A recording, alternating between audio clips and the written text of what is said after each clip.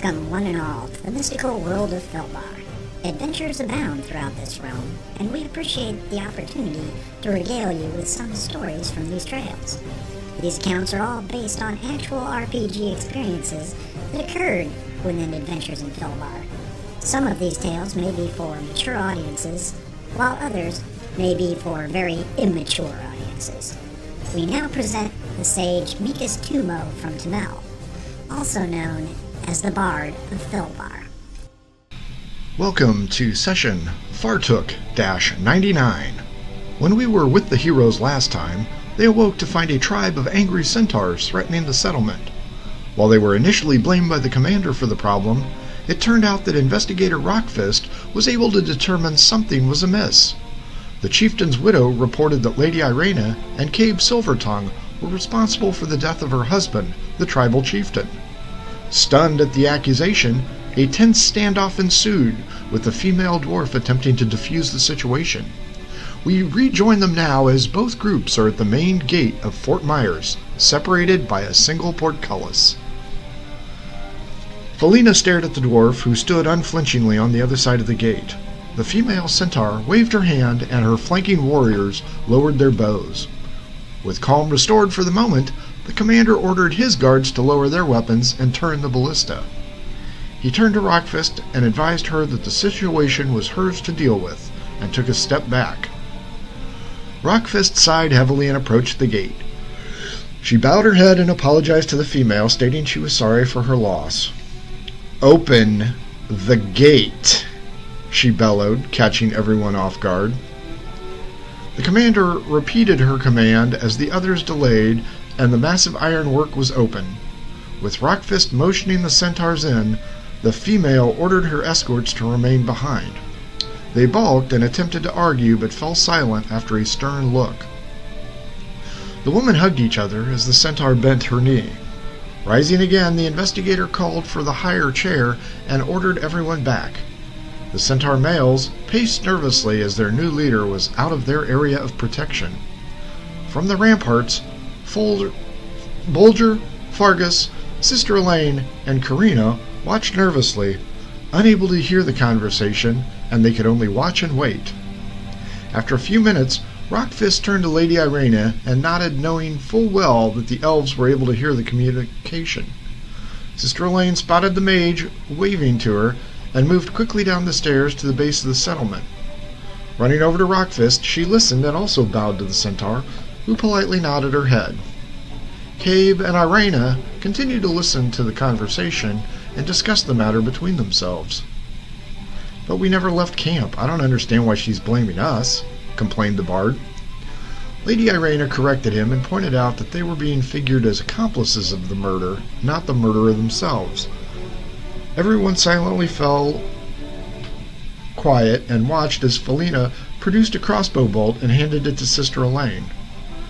She and the dwarf examined the item, and the cleric gingerly felt the tip still covered in centaur's blood.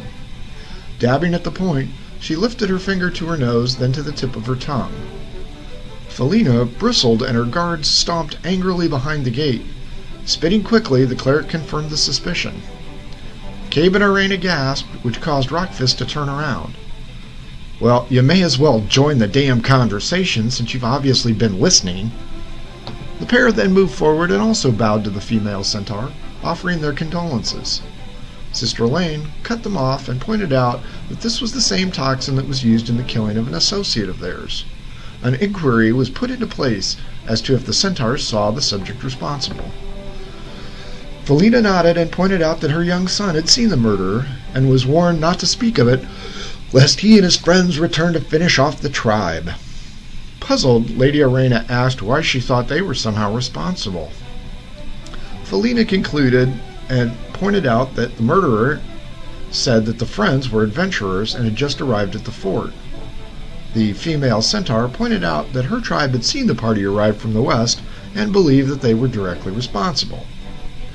One of the centaur guards yelled out something in their language, but was rebuked by Cabe, who shouted out something in the same language. The three centaur were taken aback at the comment and looked puzzled. Raising an eyebrow, Felina spoke directly to Cabe. "Did you mean you had better not?" Cabe was a bit stunned and shook his head as Felina smiled and chuckled, causing her guards to ease a bit. The bard then admitted that his centaur was a bit rusty and asked what he had said. Felina looked nonplussed and pointed out that his retort was, "Your mother is a pot." Both Sister Elaine and Lady Irena shook their heads as Rockfist burst into laughter. The surrounding crowd had no idea what was transpiring and were still concerned. Regaining her composure, Rockfist thanked Cabe for his efforts, but pointed out that she could handle it.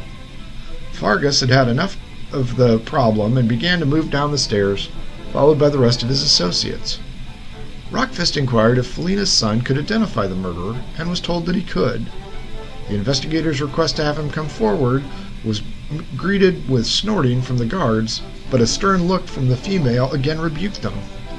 "You would have me risk my only son?" The dwarf backtracked and pointed out that he could remain safe behind a group of guards and look at the adventurers to see if he could identify them as the murderer. She added that they were all unarmed, and they were all with her until late last night, but his notation would clear up the confusion. The new tribal leader thought for a moment and motioned to one of her guards. Reluctantly, the centaur moved out of the gatehouse and made several motions to the awaiting column. Guards yelled that a large contingent of hostiles were coming this way towards the gate and asked if they could close it. The watch commander had been watching the events unfold and told the guards to hold their positions. He would tell them when to close it. Rockfist demanded that the gate be opened and she, along with Felina, would go outside. Rockfist turned over her weapon to one of the centaurs in a show of good faith. A few minutes later, 20 large centaurs arrived at the gate. Heavily armed and angry looks upon them, they each bent a knee to Felina as they moved towards her. "Fargus!" called out the female, and Fargus Stoutheart stepped forward, causing the leader to look at him puzzled. The armored man moved to one side as the adolescent centaur made his way up to his mother. "Fargus, my son, look at these people. Do you recognize any of these individuals?" The juvenile looked over and pointed at Rockfist, who smiled broadly. "Yes, Fargus, you do know me. Your mother means anyone on the other side of the gate, though." The boy was hesitant, and Rockfist took his hand. "You are fine, my boy. I will walk with you." The pair walked to the front of the gate, and the watch commander ordered the door be opened, but was stopped by the investigator. "Not yet, boss, if you may," she replied. Young Fargus looked through the openings, and the dwarf ordered the party to step forward and be seen. As the group moved up, the young centaur moved back, and the warriors prepared their weapons. The young creature scanned the faces and shook his head, indicating he recognized none of them. He stared at Karina and smiled just a bit, and the smile was returned by the wave. He turned and shook his head in the direction of his mother, and the warriors relaxed just a bit. Rockfist looked to Felina and asked if he could move through the town in an effort to find the murderer. The female centaur requested that an armed escort of her own people be allowed entry to accompany the young centaur. The watch commander bristled under the demand. "Would 5 of your people be enough?" she inquired. Some of the centaurs grumbled their disapproval, but Felina would not hear of it. She bowed her head and stated, "I trust you, my friend." We close out this episode now and give you our thanks for listening.